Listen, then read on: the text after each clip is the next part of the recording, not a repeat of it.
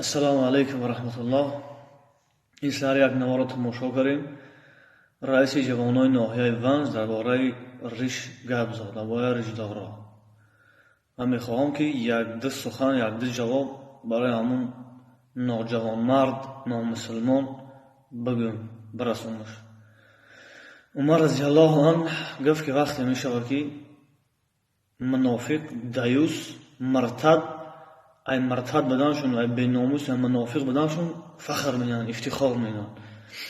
ва вақте мешавад ки ришдор, пайравои Расулуллоҳ саллаллоҳу алайҳи ва саллам, мусулмоно худотарсо метарсанд, шарр медоранд ки баганд ки мо пайравои Расулуллоҳ саллаллоҳу алайҳи ва салламе метарсанд, шарр медоранд. ана ҳамун замон расидагиа. ва ин ноҷавонмард, ин номусулмон мега ки риш барои ҷавонои ван чӣ дакорад?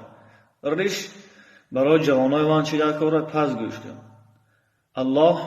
аллоҳи зулҷалол дар Қуръон мега ки касе ки пайрави Расулуллоҳ саллаллоҳу алайҳи ва саллам кард, вай яқин бидона ки пайрави мана каристааст. як. дуюмаш ки гӯш кун.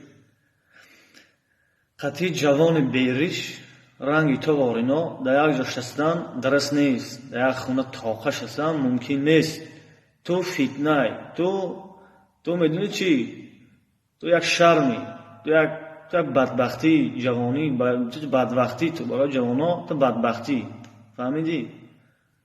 риш чӣ дакора? риш дакора ки марака айзанак фарқ кана. ман туро дар ра бимад дилам накашавай, ту беномус, ту худат ки риш надорӣ.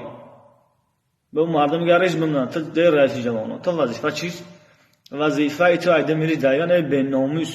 تو وظیفه تو یک سپورتزال ساز کنی مردم. تو باید مردم یک مسابقه تشکیل کنی، یا مردم جمع بیار، یک اتفاق، یک صلح، یک مردم با یک دیگر شناس کنی. این شاید سری دانش بالای شاید پونی از گلوم، این شاید پشیخر. تو خیلی ایده میریش دام. این دیوس این کاری تو نیست. به ناموس. تو در نزد الله جواب میدی. میگه ریش برای جوانان چی دکار؟ با یکی گشت خیلی است میگه که سترای عرباست، سترای ما نیست. این اسلام عربیست، عربستان اومایست، قرآن عربیست، نماز عربی خونده میگره، از اون عربی داده میشود. من نمیدونم شما چی مقصد داری؟ شما گمی گپا رو میزنی یا شما با دینی که گرده میزردوش پلان گشتن داره؟